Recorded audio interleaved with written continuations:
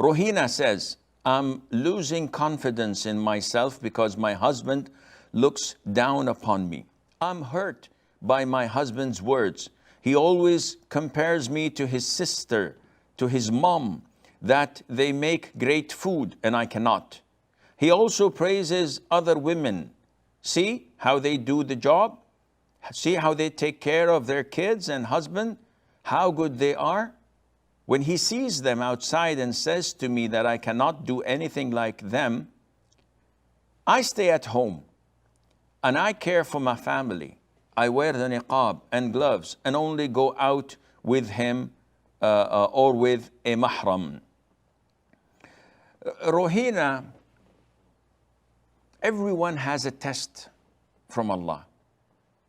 Even the richest man on earth has tests from Allah Azza wa Jal.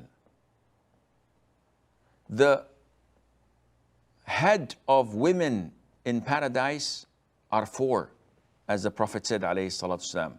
And one of them is Asiya. Asiya is the wife of Pharaoh. So her test was to be married to the most tyrant individual on earth. And we know who Pharaoh is and what he had done to the sons of Israel and how he rejected Musa and tried to kill him, etc. He claimed divinity. He said that I'm your Lord. And she was his wife. Yet for her patience, look where she is at the moment and the status she managed to achieve with the grace of Allah Azza wa Jal, and after that with her patience. So everyone has a test. Some people are tested in their health, like Prophet Ayub, 18 years. An illness that made people resent him and stay away from him. He lost all of his children. He lost his loved ones. He lost his wealth, and nobody took care of him except his wife. 18 years and he's a prophet. We get a calamity for a day or two and we raise our hands. Why, Allah? What have I done? I have supplicated 6 hours and you did not answer me. Prophet Ayub, 18 years. Yet people are impatient. People are tested in their security. Your test, Rohina, is with an abusive husband. He is ignorant. He is an imbecile. What can you do? It is difficult to teach someone like that. Someone who has a brain of an ant. It's your test from Allah Azza wa Jal. You can't do anything about that. He criticizes the way you look, yet he fails to look at himself in the mirror. He fails to see how bad the odor of his mouth is, or of his body. Showers maybe every couple of days. He stinks. He doesn't look at his belly, which prevents him from looking at his toes. When he smiles, he thinks that the whole world is lit by his beautiful yellow, tarnished, filled with plaque teeth. But such imbeciles can't do anything more than that. This is how they live, on picking up and picking on those who are under them. It's an inferiority complex, because most likely his parents do the same with him. Look at your ugly face. Your brother is more handsome than you. He's richer. He gives us money and you don't. And his superior at work does the same thing to him. You're a failure. You don't know how to do anything. Look at your colleagues. They're all getting promoted and getting a raise while you are stinking in this stagnant place of yours. So when he comes home, all those whom he can flex his muscles upon is you. He criticizes your food. But as long as this is the best you can do, Allah Azza wa Jal will praise you for that. So my advice to you is not to be affected with whatever he says. In Arabic we say, let it come from the right ear and come out from the left ear, as if he said nothing. Whatever he says, just give him a smile and don't reply.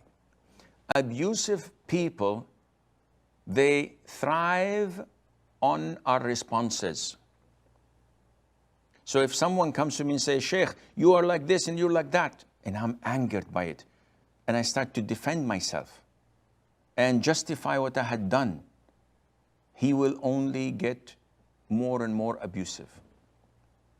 He will be happy because he got a negative response or reaction from my side.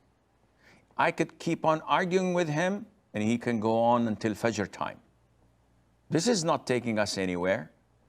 But when an abusive person starts cursing you, or pointing fingers at you, and you don't know how to cook, and look at other women, they do job, they bring money to the family, you can defend yourself and say, yeah, but this is not my job, this is a man's job, it's your job to provide for us, my job is to take care of the house. He would keep on going. Yeah, but you're not taking care of the house, you don't know how to cook, look at the house is dirty, my shirt yesterday was not ironed, the children are not clean, you're not giving them proper teaching, and they're not studying well, and it never ends. And only it would increase you in depression, in sadness, and it would cause a great rift between you and your husband. Eventually and inevitably, you will hate him, resent him. And at the end of the day, you want to divorce. Now, this is not a way. You have children, you don't have another life outside of your husband. Yes, he is abusive, but there are good things about him. So flip the coin and look at the positive sides in him while dealing with him as you deal with abusive people. What do I do when the people are abusive? Dealing with me, total ignoring them. So they speak, they curse you, they point fingers at you, they accuse you of things. Give them a smile. Do not say anything. Not even, I didn't do that. No. Oh yes, you true. Nothing. Just smile. When they want to engage in an argument, don't accept. Maybe sometimes you say, you might be right. And that's it. So they keep on talking while you're giving them a smile and not paying attention to what they say, not allowing it to penetrate your heart, which is difficult. But with time, you get to learn it, inshallah. After a few times of such an argument, they start to feel silly. They start to feel irritated because they're not getting any response. So you're turning the table on them. By not responding to them, you are killing them softly. But if you do respond, then they become stronger. It's like oxygen to them. They get a good sense of breeze and a breath of fresh air, which you don't want, because oxygen fuels fire. Eliminate oxygen, the fire dies. So may Allah make it easy for you. Remain steadfast, remain staying home, wearing your niqab, your gloves, taking care of the children and of his house, and soon, inshallah, he will leave what he is doing.